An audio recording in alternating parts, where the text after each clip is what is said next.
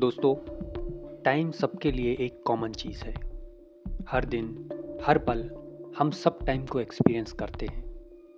हम सोचते हैं टाइम बस एक कांस्टेंट है, एक फ्लो है। पर क्या आपने कभी सोचा है कि टाइम आपके लिए अलग चल सकता है और दूसरे के लिए किसी अलग तरीके से चल सकता है?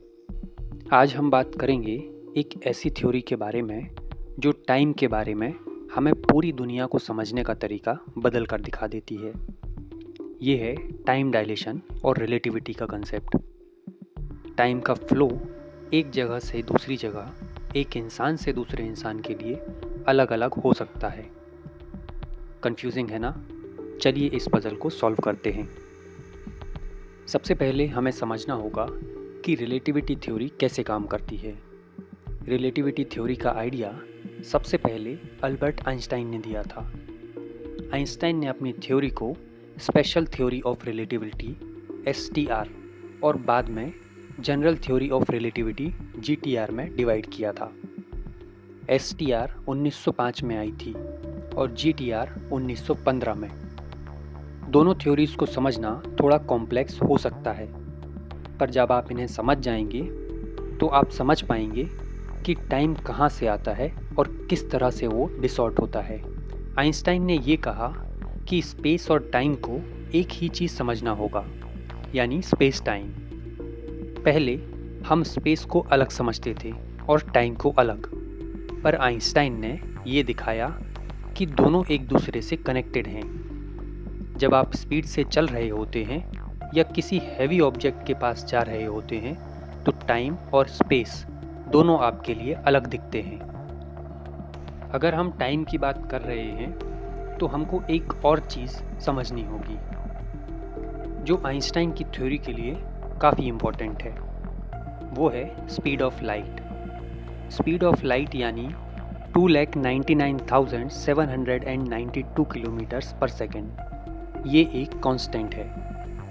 आइंस्टाइन ने कहा कि स्पीड ऑफ लाइट को कोई भी ऑब्जेक्ट क्रॉस नहीं कर सकता। जब आप किसी चीज़ को स्पीड ऑफ लाइट से ज़्यादा चलाने की कोशिश करते हैं तो स्पेस टाइम अपने आप डिसॉर्ट होना स्टार्ट हो जाता है।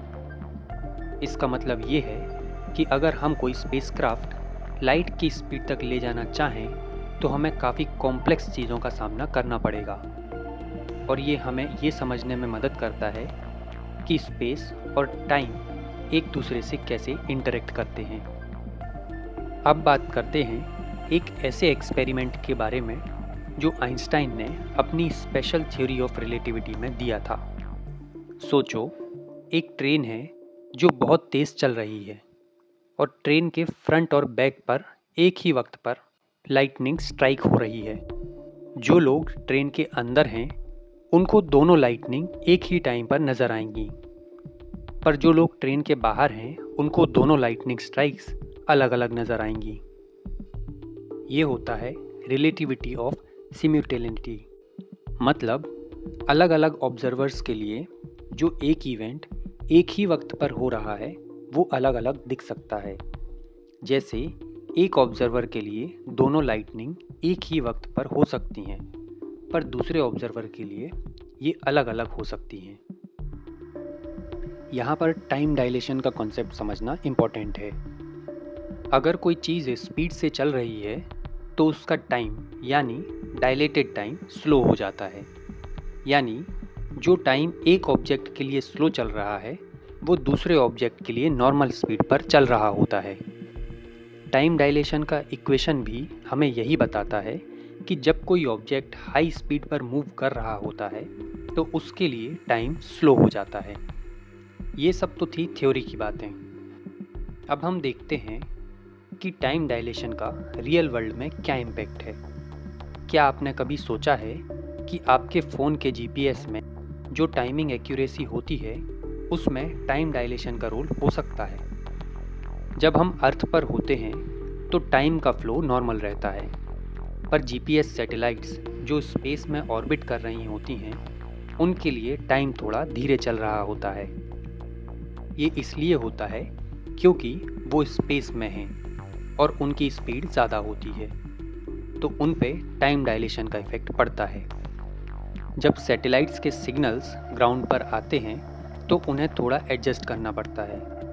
अगर ये एडजस्टमेंट नहीं किया जाए तो जीपीएस सिस्टम्स गलत पोजीशन दिखा सकते हैं।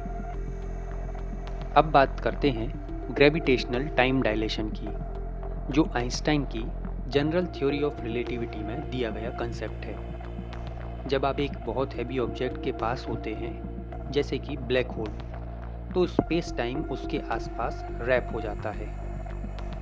ये रैपिंग यानी स्पेस टाइम का कर्वेचर टाइम को स्लो कर देता है। मतलब अगर आप एक ब्लैक होल के आसपास हैं तो वहाँ का टाइम आपके लिए काफ़ी स्लो हो जाएगा, और जैसे जैसे आप डिस्टेंस मेंटेन करते हैं वैसे वैसे टाइम नॉर्मल होता जाता है। चलिए अब बात करते हैं एक ऐसे थॉट एक्सपेरिमेंट की जो स्पेशल थ्योरी ऑफ रिलेटिविटी का एक फेमस पार्ट है, द ट्विन पैराडॉक्स। सोचिए, दो ट्विन्स हैं, एक अर्थ पर है और दूसरा एक स्पेसशिप में, जो लाइट की स्पीड के बहुत करीब ट्रेवल कर रहा है। अब जो ट्विन स्पेसशिप में है वो लाइट की स्पीड से बहुत क्लोज चल रहा है और उसका टाइम स्लो हो रहा है। जब वो स्पेसशिप अपने सफ़र से वापस अर्थ पे आता है तो जो ट्विन अर्थ पर था वो काफ़ी ज़्यादा उम्र का हो चुका होता है, लेकिन जो स्पेसशिप वाला ट्विन था वो कंपैरेटिवली ज़्यादा यंग दिख रहा होता है। ये होता है टाइम डायलेशन का रियल वर्ल्ड एग्जाम्पल। अगर आपको लगता है कि दोनों ट्विन्स एक ही वक्त पर एक ही एज के होंगे, लेकिन जब उनके सफ़र के टाइम को कंपेयर करते हैं तो वो बिल्कुल अलग होते हैं।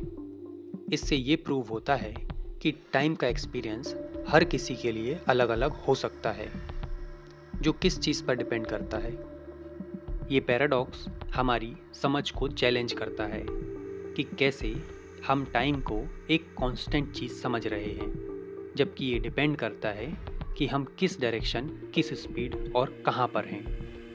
जब हम ग्रेविटेशनल टाइम डायलेशन की बात करते हैं तो सबसे ज़्यादा कॉमन एग्जाम्पल जो आता है वो है ब्लैक होल्स। अगर आप एक ब्लैक होल के आसपास जा रहे हैं तो टाइम का फ्लो बिल्कुल अलग हो जाता है। यानी अगर आप वहाँ एक एस्ट्रोनॉट हैं तो आपके टाइम का एक्सपीरियंस वहाँ पर बिल्कुल अलग होगा, और बाहर जो लोग हैं उनके टाइम का एक्सपीरियंस बिल्कुल अलग होगा। बाहर के लोगों का टाइम बिल्कुल नॉर्मल चल रहा होगा, जबकि आपके लिए ब्लैक होल के पास टाइम काफ़ी स्लो हो गया होगा। ब्लैक होल्स का मास इतना ज़्यादा होता है कि वो स्पेस टाइम को इतना कर्व कर देते हैं कि वहाँ के टाइम की स्पीड बहुत स्लो हो जाती है। अगर एक एस्ट्रोनॉट ब्लैक होल के इवेंट होराइजन के पास जाता है तो उसके लिए टाइम बिल्कुल स्लो हो जाएगा, जबकि अर्थ पर जो लोग हैं उनके लिए टाइम नॉर्मल फ्लो में रहेगा। ये कंसेप्ट काफ़ी ट्रिकी है। अगर हम इसे एक एग्जांपल से समझें तो काफ़ी आसान हो सकता है। सोचिए, अगर एक एस्ट्रोनॉट ब्लैक होल के पास ट्रैवल कर रहा है और वहाँ टाइम के स्लो होने की वजह से वो कुछ मिनट्स के अंदर वापस अपने स्पेसशिप पर आ जाता है, लेकिन जब वो अर्थ पर वापस आएगा तो देखेगा कि वहाँ पर कई साल गुजर गए हैं। ये कंसेप्ट ब्लैक होल्स की कहानी से डायरेक्टली रिलेटेड है। ब्लैक होल्स एक तरह से टाइम को ट्रैप करते हैं और जो भी चीज़ उनके पास होती है उसे वो एक अलग डायमेंशन में ले जाते हैं। अब हम एक और इंटरेस्टिंग सवाल का जवाब देने की कोशिश करते हैं, टाइम ट्रैवल। क्या आपको लगता है कि टाइम ट्रैवल पॉसिबल है? अगर हम टाइम डायलेशन के कॉन्सेप्ट्स को समझ लें तो ये हमारे लिए टाइम ट्रैवल को समझने का एक इम्पॉर्टेंट स्टेप हो सकता है। टाइम ट्रैवल की पॉसिबिलिटीज़ को समझने के लिए हमें पहले ये समझना होगा कि स्पीड और ग्रेविटी का टाइम पर क्या इम्पैक्ट होता है। अगर हम लाइट की स्पीड के करीब जाते हैं तो हम फ्यूचर में आ सकते हैं, लेकिन हम पास्ट को ट्रैवल नहीं कर सकते। ये एक लिमिटेशन है जो हमारी करंट अंडरस्टैंडिंग के हिसाब से एग्जिस्ट नहीं करती। आइंस्टाइन ने अपनी जनरल थ्योरी ऑफ रिलेटिविटी में भी टाइम ट्रैवल के बारे में कुछ आइडियाज़ दिए हैं। अगर हम किसी ब्लैक होल के पास ट्रैवल करते हैं या कोई ऐसा वॉर्म होल फाइंड कर लेते हैं जिसमें हम फास्ट स्पीड से मूव करते हैं, तो थ्योरेटिकली हम टाइम को मैनिपुलेट करने में कैपेबल हो सकते हैं। जैसे जैसे हम स्पेस एक्सप्लोरेशन के फ्यूचर के बारे में सोच रहे हैं, टाइम डायलेशन का कंसेप्ट हमारे लिए एक सिग्निफिकेंट फैक्टर बनता जा रहा है। अगर हम फार ऑफ प्लैनेट्स पे ट्रैवल करते हैं तो टाइम डायलेशन का इफ़ेक्ट हमें फील होगा।